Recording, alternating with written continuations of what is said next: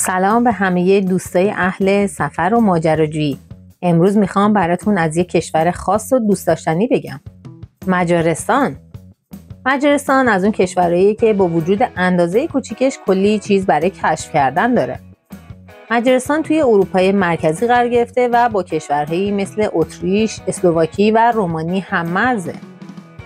این کشور کلی دشت سبز و منظره‌های طبیعی عالی داره. مخصوصاً حوالی دریاچه بالاتون که بزرگترین دریاچه اروپای مرکزی و معروف به دریای مجارستان.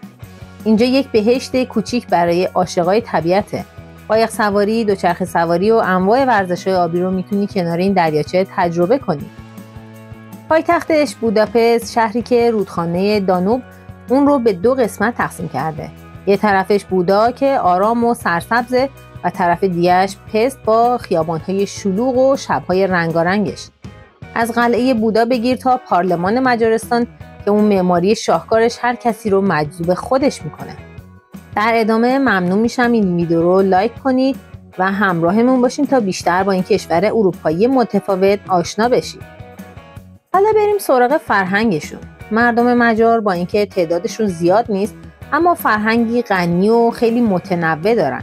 اونا عاشق موسیقی، رقص و هنر هستن و از اونجایی که تاریخ طولانی دارن پر از سنت‌های جالب و آیین‌های خاصن.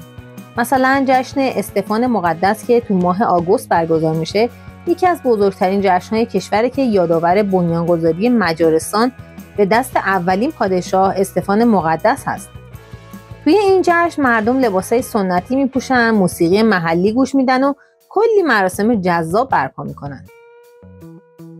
همچنین فستیوال سامرسان که تو جزیره اوبودای تو بوداپست برپا میشه یکی از بزرگترین جشن‌های موسیقی اروپا است. یه ویژگی دیگه مجارها مهمون نوازیشونه. اگه توی یه رستوران محلی غذا بخوری یا حتی توی یه روستای کوچیک قدم بزنی، مجارها با روی باز و خوشرویی ازت استقبال میکنن.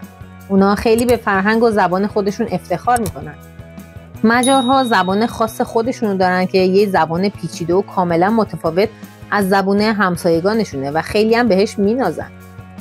چشمه‌های آب گرم هم از معروف‌ترین های مجارستان هستن. میدونستید مجارستان یکی از بزرگترین مناطق چشمه‌های آب گرم جهانه؟ توی بوداپست کلی حموم سنتی و آب گرم هست که برای ریلکس کردن عالیه. مخصوصا اون حموم‌های تاریخی مثل گلرت و سیچنی. یکی از مسائلی که در مجارستان مطرحه، فحشا توی مجارستان قانونیه و یه سری قوانین واسه کنترلش وجود داره. اما قاچاق انسان و استثمار جنسی هم یه مسئله‌ایه که دولت داره باهاش دست و پنجه نرم میکنه. کلی برنامه و قانون گذاشتن تا جلوی این مشکلات گرفته بشه. ولی خب هنوز کاملا حل نشده.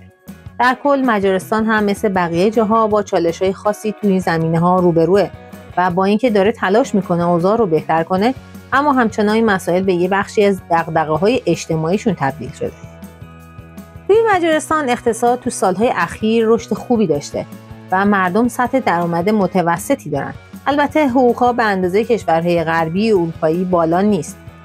ولی نسبت به هزینه‌ها میشه گفت مردم معمولاً زندگی نسبتاً راحتی دارن. خرج زندگی نسبت به خیلی از کشورهای اروپایی دیگه پایین‌تره. برای همین شهرهایی مثل بوداپست بین جوانهای مهاجر و حتی دانشجوها خیلی محبوب شده. یعنی هم میتونن توی کشور اروپایی زندگی کنن و همین که هزینه‌ها اذیتشون نمی‌کنه.